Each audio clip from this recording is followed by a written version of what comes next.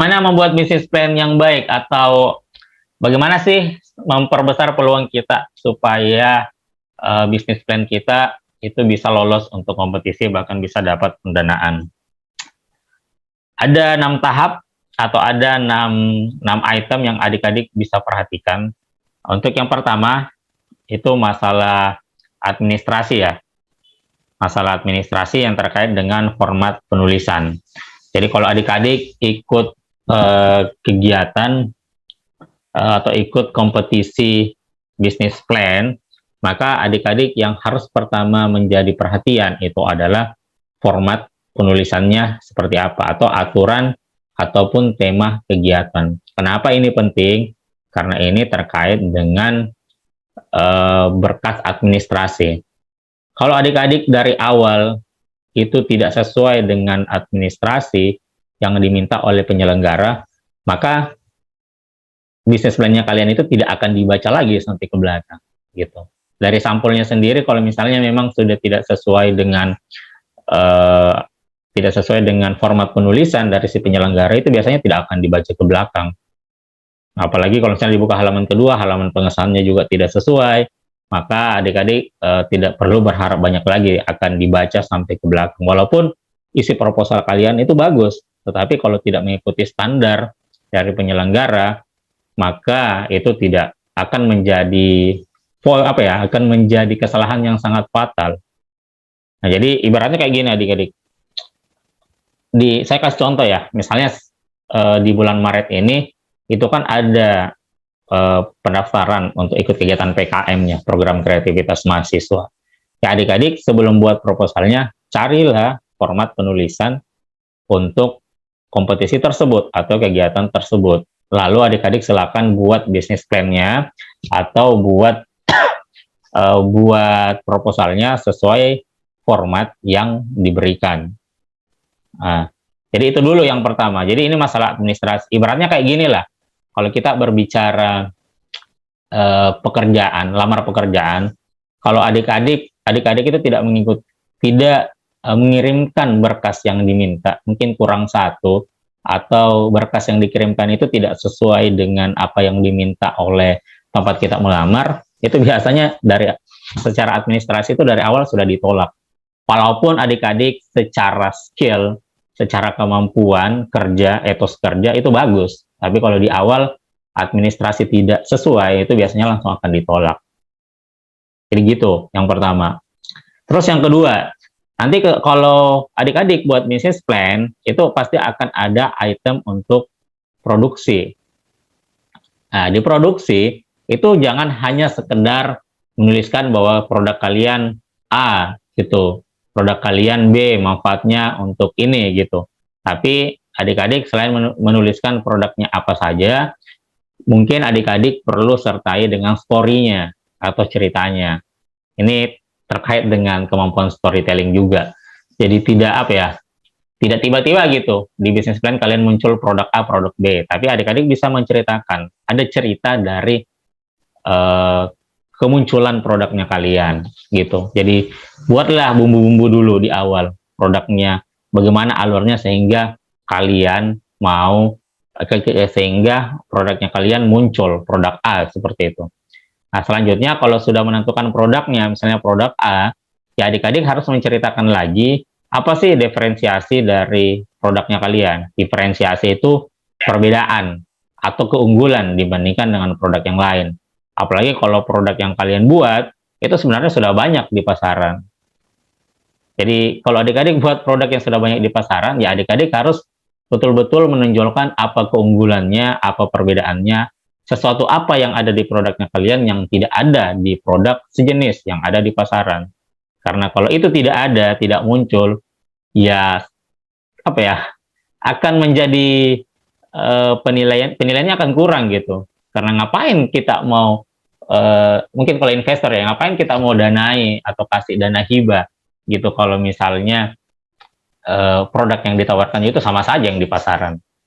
Jadi betul-betul di sini adik-adik harus berpikir inovatif dan kreatif untuk menciptakan produk tersebut. Nah, terus di bagian produksi atau di bagian produk, adik-adik juga itu harus bisa menjelaskan kenapa sih orang mau beli produknya kalian.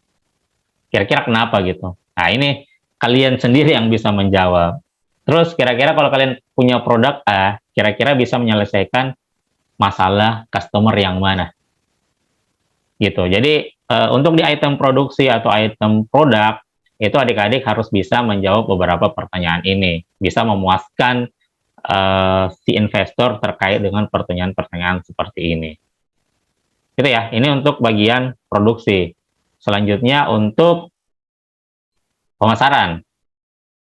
Nah, di pemasaran itu adik-adik harus memperjelas siapa target pasarnya, harus spesifik. Kenapa? Ini yang biasa saya temukan di tugasnya kalian, tugasnya senior-senior maksudnya. Tugas membuat bisnis plan. Biasanya mereka cuma bilang begini, adapun yang menjadi target pasar di dalam untuk produk kami adalah semua kalangan, baik kalangan atas ataupun kalangan menengah ke bawah, baik tua ataupun muda, baik laki-laki ataupun perempuan, baik yang tinggal di perkotaan ataupun di pedesaan. Adik-adik, nanti kalau untuk kompetisi jangan seperti itu. Adik-adik kita harus jelas siapa target pasarnya. Misalnya, produk kami itu target pasarnya adalah wanita. Wanita yang mana? Adalah wanita karir yang umurnya sekian sampai sekian, yang tinggal di mana? Yang tinggal di perkotaan, yang tidak punya banyak waktu untuk bla bla bla bla bla bla. Ini cocok karena bisa menyelesaikan masalah mereka melalui produk ini. Jadi ceritakan seperti itu, bukan hindari menggunakan produk kalian itu untuk semua kalangan. Itu sudah pasti sudah pasti ditolak lah di awal kalau kalian bilang kayak gitu. Terus selanjutnya, kalian harus bisa meyakinkan di aspek pemasaran ini target pasar kalian yang ditentukan tadi itu scalable. Scalable itu dalam artian dia punya populasi yang besar. Banyak tidak orang seperti wanita karir, misalnya jualan skincare ya, jualan skincare, terus target pasarnya adalah wanita karir yang tinggal di perkotaan. Itu populasinya banyak tidak? Ya itu harus adik-adik itu adik-adik itu harus bisa menjelaskan kira-kira seberapa banyak target pasar tersebut. Kenapa? Karena ini terkait dengan berapa banyak permintaan. Tentunya kalau misalnya target pasarnya banyak, ya tentunya kecenderungan permintaannya juga akan banyak. Kalau target pasarnya itu sedikit jumlahnya, maka maka permintaannya juga sedikit gitu. Jadi pastikan target pasar kalian itu scalable. Nah, itulah berbicara jumlah target pasar, ya itulah kenapa Indonesia jumlah penduduknya 200 jutaan itu selalu menjadi target pasar dari negara lain yang populasinya mungkin jauh lebih rendah daripada kita. Karena di negaranya sendiri itu populasinya cuma seberapa, berarti permintaannya juga akan segitu-gitu saja. Makanya kenapa banyak yang ekspansi ke Indonesia, karena ya populasi kita ya 260 jutaan. Itu kan sangat empuk sekali untuk dijadikan pasar. Oke ya, selanjutnya. Kalau memang sudah ada kontrak dengan perusahaan apa, itu dijelaskan, itu lebih bagus. Kenapa? Karena investor itu tentunya ingin kepastian. Ya sama seperti perempuan, ingin kepastian. Investor juga ingin kepastian di dalam ketidakpastian. Nah, makanya kalau misalnya adik-adik itu sudah ada kontrak dengan perusahaan apa atau sudah ada langganan sebelumnya, itu dijelaskan juga di pemasaran. Gitu ya. Terus kemampuan berkompetisi atau kemampuan bersaing. Sejauh mana produknya kalian itu bisa bersaing dengan produk yang lain. Apalagi kalau produknya itu adalah produk pasaran. Apa strategi yang kalian lakukan? Minum lagi ya.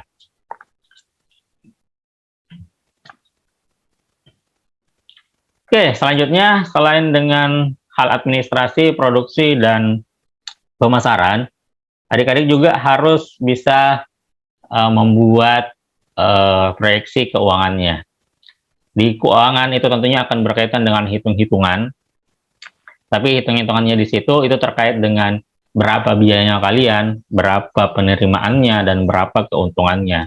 Pertanyaannya, dari apa yang kalian tuliskan di business plan itu seberapa logis secara keuangan. logis secara keuangan yang dimaksud itu adalah apa ya? Maksudnya logis secara keuangan itu betul-betul bisa terukur. Adik-adik itu betul-betul sudah melakukan seperti itu. Dan dari perhitungan keuangan tersebut, apakah dia profitable? Apakah sifatnya hitung-hitungan kalian itu ada keuntungan? Jangan sampai ada yang pernah saya dapat ya, satu bisnis plan punya seniornya kalian itu tidak profit loh, buat bisnis plan tapi tidak profit. Gimana? Baru perencanaannya saja sudah rugi, bagaimana pelaksanaannya? Jadi nanti adik-adik kalau buat bisnis plan, pastikan di bagian keuangan itu harus menunjukkan profit atau keuntungannya sekian. Dan adik-adik di laporan di keuangan itu adik-adik biasanya akan diminta proyeksi. Proyeksi itu kira-kira kalau bulan ini keuntungannya 100, kira-kira di bulan depan atau tahun depan dia akan bertumbuh berapa. Itu adik-adik buat proyeksinya. Kalau tidak ada itu, atau proyeksi atau keuntungannya itu tetap saja dari bulan 1 sampai bulan 12, maka itu bisa jadi pengurangan poin juga. Orang tidak berminat untuk menaruh uangnya di kalian kalau misalnya keuntungannya cuma gitu-gitu aja. Apalagi kalau ada pesaing yang justru profitnya itu bertumbuh. Gitu ya. Terus selanjutnya manajemen risiko. Manajemen risiko ini maksudnya strategi apa yang adik-adik gunakan ketika adik-adik nih sudah dikasih duit sama investor. Ternyata duit yang digunakan itu tidak sesuai dengan apa yang direncanakan. Maka adik-adik wajib menuliskan bagaimana strategi yang digunakan untuk manajemen risiko tersebut supaya tidak terlalu rugi lah gitu. Nah, misalnya kayak ini pandemi ya, manajemen risiko apa yang dilakukan? Oke, selain keuangan, yang kelima terkait dengan kepemilikan atau ownership.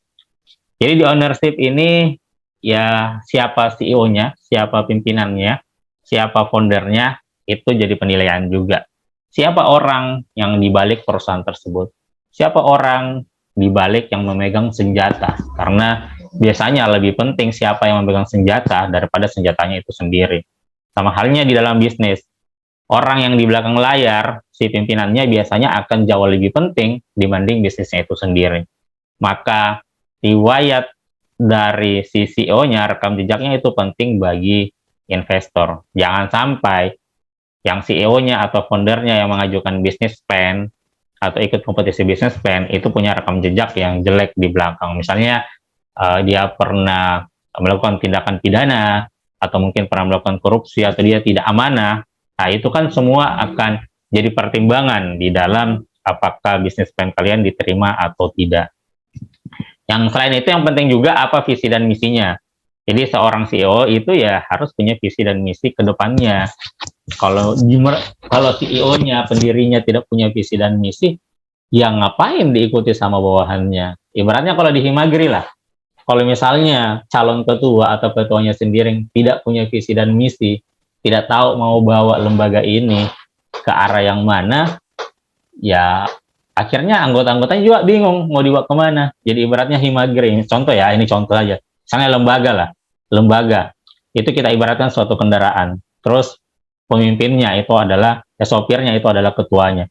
Kalau ketuanya sendiri tidak tahu ini mau dibawa kemana, ya maka orang penumpangnya juga bingung mau turun di mana gitu. Jadi penting untuk kepemilikan, siapa CEO-nya, apa visi misinya, dan bagaimana rekam jejaknya. Ini dinilai loh dalam kompetisi. Bentar, kayaknya oke. Oke, selanjutnya. Biasanya kalau proposalnya kalian sudah lolos secara administrasi dan setelah itu dibaca kayaknya menarik deh. Menarik untuk kita, untuk seorang investor kasih dana atau penyelenggara kompetisi kasih dana, maka biasanya adik-adik itu akan dipanggil untuk presentasi, atau di dalam bahasa kerennya sekarang sih pitch. Pitch sama saja sih, intinya sih adik-adik diminta untuk mempresentasikan secara langsung di depan stakeholder atau di depan orang yang akan mengambil keputusan apakah bisnis plan kalian itu bisa lolos, apakah layak untuk diberikan dana ataukah tidak. Nah, kalau di kemampuan presentasi biasanya yang sesekali, atau bukan sesekali, yang sering kali saya sampaikan di beberapa pertemuan di kegiatan, kalau kita berbicara public speaking atau presentasi itu biasanya berkaitan dengan 3V, yaitu verbal, voice, sama visual. Nah, adik-adik, untuk kemampuan presentasi ini, perhatikan 3 hal ini. Ketiganya sangat-sangat penting, ketiga-tiganya untuk digabungkan. Tapi yang paling berpengaruh di antara semua itu adalah visual. Apa itu visual? Nah, sebentar saya jelaskan. Saya mau bahas verbal dulu, atau verb. Jadi verbal ini itu berkaitan dengan kemampuan penggunaan bahasa yang digunakan. Jadi bahasa yang digunakan, misalnya kayak ini, saya lagi ngomong ya sekarang. Kalau verbal itu terkait apakah kata-kata yang saya keluarkan itu bisa dipahami atau sesuai dengan orang atau audiens di depan kita. Itu untuk verbal. Itu ngaruh loh. Kalau misalnya orang di depan kita dia tipenya auditory, tipenya visual atau kinestetik, itu harus beda juga penggunaan katanya. Apalagi kalau orangnya di dalam satu komunitas seperti saat ini, adik-adik jumlahnya 18 atau sampai 20 orang, ya kadang kita menggunakan, kalau misalnya saya lagi sadar ya, dalam artian lagi sadar, wah saya harus menggunakan kata-kata tertentu gitu, supaya baik orang yang tipenya auditory, visual, sama kinestetik itu bisa paham apa yang saya sampaikan. Nah, selanjutnya yang kedua, voice. Nah, voice itu berkaitan dengan intonasi, atau berkaitan dengan apa ya, vibra. Vibra. Ya, intonasi lah yang bahasa sederhananya. Nah, intonasi itu berkaitan dengan seperti ini. Kapan kita harus berbicara pelan, kapan kita harus berbicara cepat, kapan kita harus berhenti, kapan kita harus beri penekanan, kapan kita harus berbicara pelan. Itu semua voice. Jadi voice ini ya harus dilatih juga sama dengan verbal tadi. Adik-adik kalau tidak terbiasa memang ngomong di depan orang banyak, ya memang biasanya agak akan kesulitan untuk merangkai verbal dan mengatur voice gitu. Yang terakhir, yang paling kuat pengaruhnya ternyata visual. Nah, visual, kalau misalnya kita pertemuan offline secara langsung, visual itu biasanya berkaitan dengan banyak hal. Mulai dari ujung rambut sampai ujung kaki, terus berkaitan dengan penampilan, pakaian yang digunakan, berkaitan dengan bahasa tubuh yang digunakan, berkaitan dengan tatapan mata secara langsung, itu adalah visual. Di mana visual ini secara porsi di antara verb, voice, dan visual yang paling berpengaruh banyak. Visual itu juga berkaitan dengan sentuhan dengan audiens. Makanya kenapa kalau saya mau berbicara ngajar online atau ngajar offline, atau pertemuan offline atau online, suatu pertemuan, saya sebenarnya secara pribadi senang dengan pertemuan offline. Kenapa? Karena kecenderungan peluangnya untuk bisa mempengaruhi orang itu jauh lebih besar dibanding online. Kenapa saya katakan seperti itu? Karena dari sisi visual itu akan lebih punya power ketika kita bertemu secara langsung dibanding kita via online begini. Ya kayak via online kayak begini, kita presentasi, saya menyampaikan materi, ya adik-adik kan cuma lihat sampai dada saya gitu. Adik-adik tidak melihat keseluruhan tidak melihat keseluruhan apa yang saya lakukan, tidak jalan ke sana kemari, tidak menyapa atau tidak mendekat antara satu orang dengan orang yang lain. Itu sangat ngaruh. Gitu ya. Jadi pada saat nanti presentasi, adik-adik kalau memang dapat kesempatan untuk presentasi secara offline, maka mainkanlah juga secara visual, bukan hanya di verbal ataupun di voice. Nah, tapi kalau adik-adik dapat kesempatan seperti ini secara online untuk mempresentasikan sesuatu, maka adik-adik bisa memaksimalkan di verbal sama voice. Visualnya ada tekniknya juga. Visualnya itu adik-adik bisa mainkan di PPT-nya, pakai yang visual, jangan terlalu banyak kata, cukup poin-poinnya, mungkin seperti di slide yang ini. Nah, dan yang kedua, pada saat adik-adik memilih mengucapkan sesuatu, itu adik-adik storytelling. Kalau storytelling itu adik-adik gini, ibaratnya kalau saya cerita sesuatu, biasanya kita akan membayangkan juga di benak kita ceritanya itu seperti apa. Jadi itu kalau misalnya untuk yang online. Ya. Ya, mungkin ini ya, untuk bagaimana kita membuat bisnis plan yang baik supaya kemungkinannya itu bisa lolos dan bisa dapat pendanaan dari penyelenggara, apakah investor secara pribadi, ataukah mungkin penyelenggara dana hibah yang saya sebutkan tadi. Oh ya, tadi saya lupa ya. Jadi kalau dana hibah itu adik-adik adalah, eh, kalau yang belum tahu ya, dana hibah itu kayak dana yang cuma-cuma diberikan kepada kalian. Jadi kalau adik-adik ikut kompetisi baru sifatnya dana hibah, itu adik-adik cuma dikasih modal usaha, tapi tidak wajib untuk mengembalikan. Biasanya kalau ada kewajiban, biasanya itu adik-adik diminta pertanggungjawaban, itu duitnya dikemanakan saja, dibuat untuk apa. Jadi sama halnya beberapa hal yang saya seringkan di awal tadi, apa yang pernah saya ikuti di kegiatan mahasiswa, itu semuanya dana hibah. Jadi kita dapat duit sampai 2 digit, itu dana hibah. Biasanya cuma diminta pertanggungjawaban, duitnya ini dipakai apa saja, karena itu untuk keperluan kantor atau penyelenggara juga. Tapi secara kepemilikan ya itu milik adik-adik. Makanya saya bilang, kalau mahasiswa sebenarnya mau memulai usaha, kalau adik-adik terkendala modal atau mau mengembangkan usaha terkendala modal, adik-adik bisa memanfaatkan momentum dengan membuat bisnis plan yang baik dan benar, dan kalau misalnya lolos nanti dapat duitnya bisa dipakai untuk modal usaha. Kalaupun misalnya rugi, ya paling kita kan rugi tenaga, rugi waktu, tapi secara modal itu kan bukan modal dari pribadi kita. Jadi itu jadi pengalaman tersendiri untuk kedepannya. Adik-adik sudah pernah punya pengalaman, pernah punya cerita, punya praktek langsung kewirausahaan dengan modal yang bukan berasal dari diri, tetapi itu sifatnya dana hibah gitu.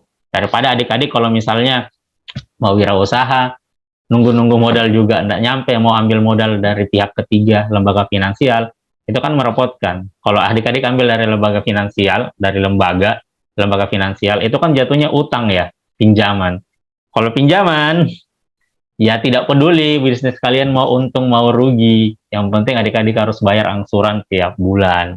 Tapi kalau dana hibah, ya adik-adik ketika dapat duitnya itu, ya silakan adik-adik gunakan sesuai dengan apa yang kalian tuliskan di bisnis plan. Hasilnya nanti apakah sesuai bisnis plan atau tidak, yang penting adik-adik, kalau mahasiswa ya adik-adik sudah mencoba.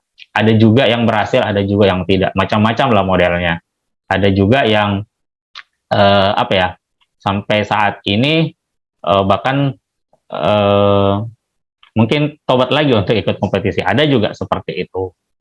Tapi lagi-lagi, posisi kalian sekarang ini mahasiswa, ada yang semester 2, ada yang semester 4, yang di pengurus lembaga, ada yang semester 6, itu sebenarnya status mahasiswa itu bisa juga dikatakan adalah privilege-nya kalian. Kalian punya hak istimewa untuk ikut kegiatan apa saja di luar sana yang banyak yang bisa mendukung kreativitasnya kalian. Saya kasih contoh, di 2018 mungkin seperti Aldi. Aldi tadi kan bawa materi ya, seperti Aldi. Itu contoh bukti nyata yang di depan kalian bahwa anak muda juga itu sudah bisa memulai dari sekarang. Ada juga di angkatan yang sama 2018 namanya Marda. Ini Marda ada nggak di sini? Tahun lalu sih dia ikut kelasku. Nah, Marda itu sudah beberapa kali ikut kompetisi juga, dan dia berhasil mendapatkan beberapa dana hibah yang sifatnya duit, tunai, dan sifatnya non-tunai. Non-tunai dalam artian dikasih bantuan untuk mesin A, mesin B, dan mesin C, sampai masalah legalitas juga dibantu.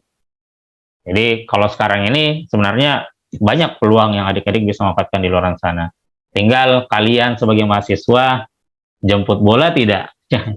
Jangan sampai kalian cuma diam-diam begitu saja, tidak menjemput, ya akhirnya peluang di depan mata juga kelewat. Bahkan informasi di depan mata pun juga kadang itu beberapa orang itu tidak melihat sebagai peluang, padahal itu peluang gitu. Kalian kan mahasiswa agribisnis core kompetisinya kewirausahaan, ya kewirausahaan itu adalah orang yang pandai melihat peluang. Ya dipandai-pandai lah melihat peluang di luar sana. Karena ini ya, karena pengalaman-pengalaman di luar perkuliahan itu tentunya akan membuat adik-adik menjadi mahasiswa yang di atas rata-rata. Setelah keluar dari kampus, setelah jadi alumni, setelah jadi sarjana, tentunya akan berbeda orang yang selama kuliah hanya di dalam kelas dibanding dengan mahasiswa yang selama kuliahnya bukan hanya di dalam kelas, bukan hanya juara di kelas, tetapi juara juga di luar. Gitu. Oke, mungkin itu dari saya sebagai penutup. Ini saya kutip dari kata Pak Yusuf Kalla. Ini karena kita kan bahas bisnis plan ya, berarti kita berbicara pekerja, berbicara perencanaan. Ini kata beliau Pak JK, pekerjaan yang baik tanpa perencanaan itu hanya akan jadi sulit, dan perencanaan yang baik tanpa pelaksanaan hanya akan jadi arsip. Jadi baik perencanaan ataupun eksekusi itu harus berjalan secara beriringan. Ya, cukup dari saya. Terima kasih. Saya kembalikan ke moderator untuk di sesi selanjutnya.